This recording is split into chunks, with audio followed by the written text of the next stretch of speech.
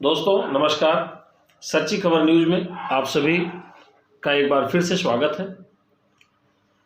आज से एक छोटा सा चर्चा और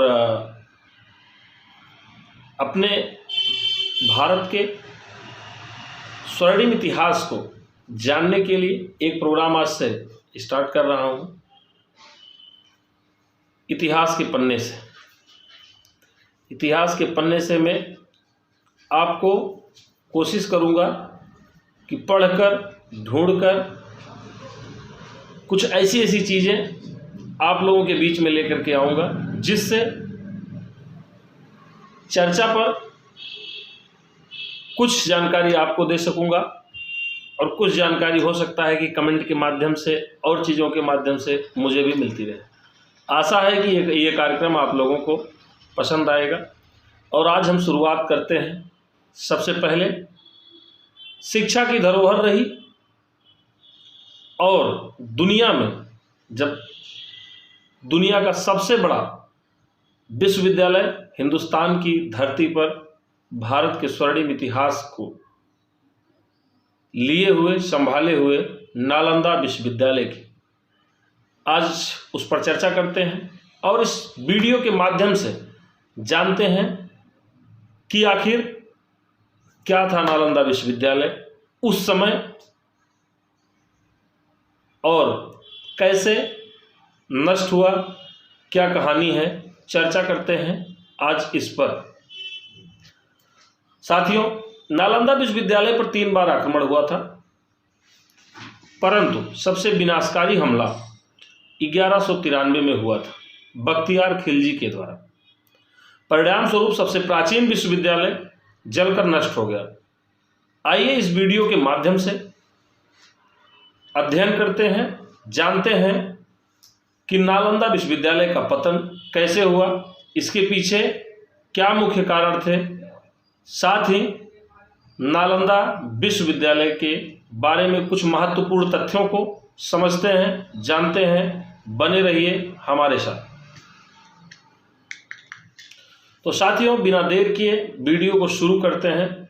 नालंदा विश्वविद्यालय प्राचीन भारत में नालंदा विश्वविद्यालय उच्च शिक्षा का सर्वाधिक महत्वपूर्ण और विश्वविख्यात केंद्र था, जिसकी स्थापना 5वीं शताब्दी में सम्राट कुमारगुप्त ने की थी। यह विश्वविद्यालय पटना वर्तमान बिहार राज्य से 88.5 किलोमीटर दक्षिण पूर्व और राजगीर से लगभग 12 किलोमीटर उत्तर एक गांव के पास स्थित है। महायान बौद्ध धर्म के इस विश्वविद्यालय में हीनयान बौद्ध के धर्म के साथ अन्य धर्मों की शिक्षा दी जाती थी और हिंदुस्तान ही नहीं कई और देशों से भी छात्र यहाँ शिक्षा प्राप्त करने के लिए आते थे। उस समय यहाँ तकरीबन 10,000 विद्यार्थी और लगभग 2,000 अध्यापक थे। आइए इस वीडियो के माध्यम से यह जानते हैं कि कैसे नालंदा विश्वविद्यालय का पतन हुआ और इसके पीछे के क्या कारण है। अभिलेखों और इतिहास में कुछ ढूंढने और कुछ पढ़ने के बाद जो जानकारी सामने आती है कि नालंदा विश्वविद्यालय पर आक्रमणकारियों ने 3 बार आक्रमण किया था और नष्ट किया था। 2 बार जो है इसको पुनर्निर्मित कर दिया गया था। पहला आक्रमण हुआ था स्कंदगुप्त के समय में 455 से 467 ईसा पूर्व के मध्य के शासनकाल के दौरान मिहिर कुल के तहत स्कंदगुप्त के शासनकाल के दौरान मिहिर कुल के तहत ह्यून के कारण हुआ था। लेकिन स्कंदगुप्त के उत्तराधिकारियों ने इसकी मरम्मत करवा दी थी। पहली बार सुधार हो गया था। दूसरा विनाश हुआ था 7वीं शताब्दी के शुरुआत में गौदास नामक व्यक्ति ने किया था और इस बार राजा हर्षवर्धन ने 6वीं और 7वीं सदी के बीच 606 से 648 ईस्वी में इस विश्वविद्यालय की मरम्मत करवा दी थी। तीसरा और सबसे विनाशकारी हमला 1193 में तुर्क सेनापति इख्तियारुद्दीन मुहम्मद बिन बख्तियार खिलजी और उसकी सेना ने प्राचीन नालंदा विश्वविद्यालय को नष्ट कर दिया था, आग लगा करके जला दिया था। और ऐसा माना जाता है कि उस समय का यह विनाश बौद्ध धर्म के लिए बहुत बड़ा झटका था और बौद्ध धर्म अपने आप को स्थापित कर रहा था और उस समय बढ़ रहा था। उभरते हुए बौद्ध धर्म के लिए सैकड़ों वर्ष तक एक झटका सा लगा था। और वहां से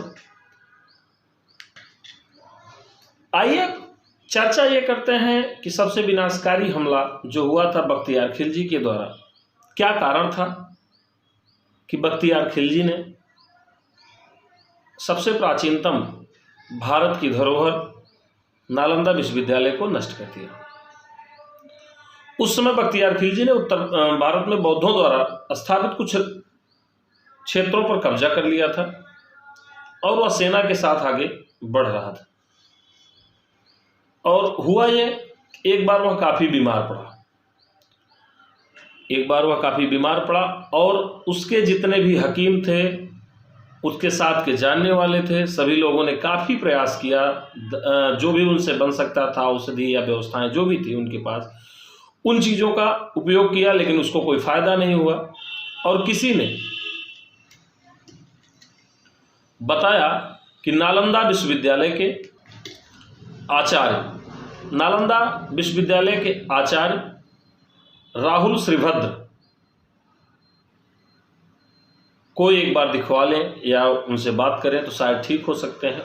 उसको ना चाहते हुए भी उसने बुलाया। राहुल श्रीभद्र जी के आने के बाद वह एक शर्त रखता है कि हमारे वैद्य हकीम जो भी रहे होंगे, उन्होंने सब कुछ करके देख लिया है, आप अगर इलाज कर रहे हैं तो करिए, लेकिन एक शर्त होगी कि मैं आपके द्वारा दी गई ना ही कोई औषधि खाऊंगा और ना ही कोई औषधि का उपयोग करूंगा।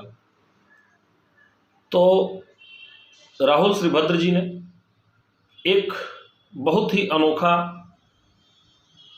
उपाय किया। उन्होंने क्या किया कि उसको एक कुरान की किताब दी और उसमें लिख करके दिया कि इस पृष्ठ संख्या से लेकर के इस पृष्ठ संख्या तक कई बार आप पढ़ लीजिएगा।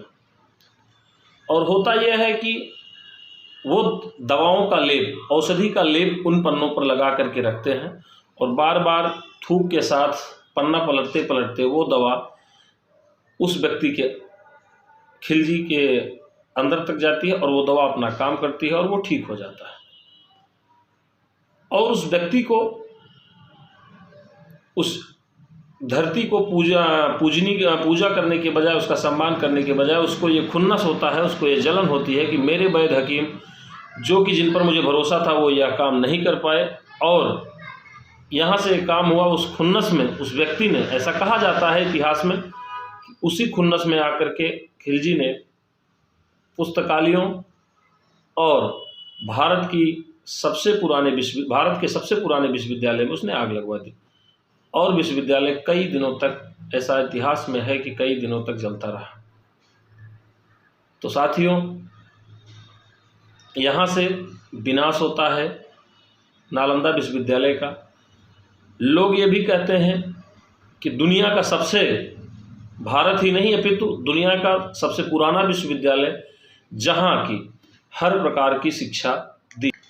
इतिहासकार बताते हैं कि उस समय यहाँ पर literature, astrology, psychology, law, astronomy, science, warfare, इतिहास, मैथ, आर्किटेक्चर, भाषा विज्ञान, इकोनॉमिक, मेडिसिन आदि चीज़ों की पढ़ाई जो कि आज हर जगह होती है, पुरानी सभ्यता के अनुसार वहाँ हुआ करती थी। यहाँ मुख्य रूप से इस विश्वविद्यालय में हर्षवर्धन, धर्मपाल, वसुबंधु, धर्मकीर्ति, आयुर्वेद, नागार्जुन आदि विद्वानों ने यहाँ से पढ़ाई की थी। और सबसे बड़ा विनाश का कारण नालंदा विश्वविद्यालय के लिए ये बना कि एक द्वेष कहा जाए या भारत का एक स्वर्णिम इतिहास का विनाश कहा जाए, यहाँ से नालंदा विश्वविद्यालय के विनाश होने की ये जो जानकारी इतिहास से मिलती है। साथियों, वीडियो कैसा लगा कमेंट में ज़रूर बताएं, और अगली बार किसी और चीज़ पर, किसी और टॉपिक पे नया वीडियो लेकर के आएंगे। कमेंट में बताएं, अगर किसी चीज़ पर वीडियो आप चाहते हैं तो आपके हिसाब से भी वीडियो बना करके आप लोगों के बीच में रखा जाएगा, चर्चा करेंगे। कुछ जानकारी आपसे हमको मिलेगी, कुछ हम ढूंढ करके जहाँ तक हो सकेगा आप लोगों तक पहुँचाने का प्रयास करेंगे। जय हिंद।